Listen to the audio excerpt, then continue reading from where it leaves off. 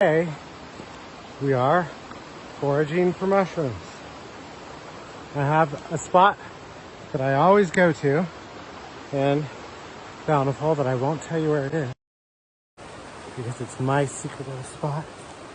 And however, if you've hiked with me in the past 10 years, then you definitely know where I'm going because I always go to the same place. Very well trafficked. But I can find some cool mushrooms here. I've just come upon a spot that I've marked for myself where I found morel mushrooms in the past. See that little mark? Looks like a house. That's my rather crude mushroom that I put on there. And this right here between that tree and that tree is where I found morel mushrooms in the past. This year, or at least not currently. However, I did find these cute little things right over here. I don't know what they are, but they are brown and they are little. And if you see a little brown mushroom, you'd never ever eat it because there are some very, very poisonous little brown mushrooms. But they're pretty cute, aren't they? This is a funny little bonus. Look at this. Look at that. Look underneath. That's an oyster mushroom. So, just about had a heart attack. Was walking up the trail with Mabel in front of me. And I looked down right at my feet. A rattlesnake. And Mabel was like 2 feet in front of me. And so I just had to like reach out, like lean way over and hold Mabel because the snake was all coiled up. A little tiny one. Looked like his rattle was broken or something, but very identifiably a rattlesnake. And I couldn't move because I didn't want Mabel to, if I ran backwards, Mabel was going to run over him or her. And if I tried to go forward, I had my own problem. So I just held Mabel with one hand and leaned way over.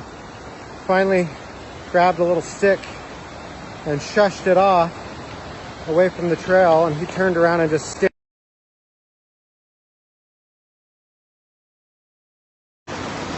So, something was really bad. We're on the last river crossing. Go Mabel.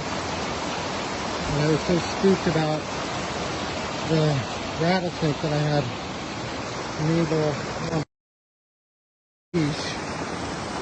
Because I was trying to be a responsible pet owner for the owner. And she slipped off and fell in the river with her leash on. And I thought she was going to get strangled, so luckily I let go. I didn't catch on anything. And she's drying off now, but suck. This day sucks. So, after a run-in with a little rattlesnake that scared the hell out of me, and almost getting my dog, I decided to take one little trail like I always do, and look what I found. That is one tiny little morel. That is the second tiny morel. And third.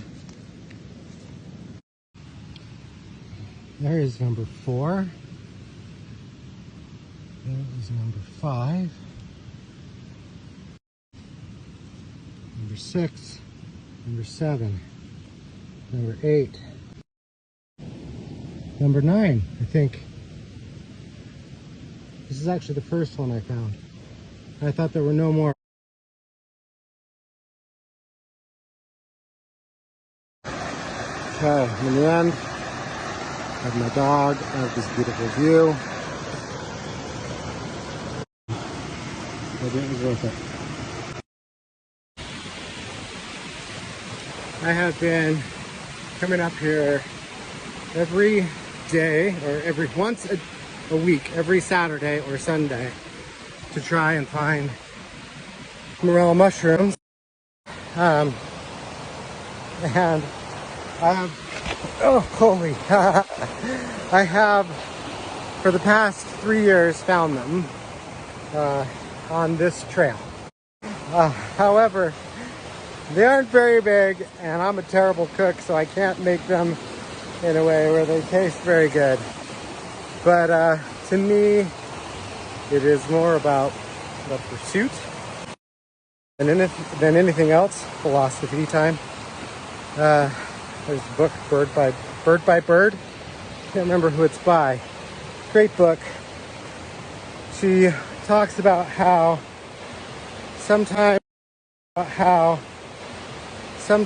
you think you need the tea ceremony for the caffeine, but really you need the tea ceremony for the tea ceremony. It's my tea ceremony. Getting lost in the woods for a little while. That's where I find myself. And look what else I found. It's my friend Aubrey who's like made this whole trail.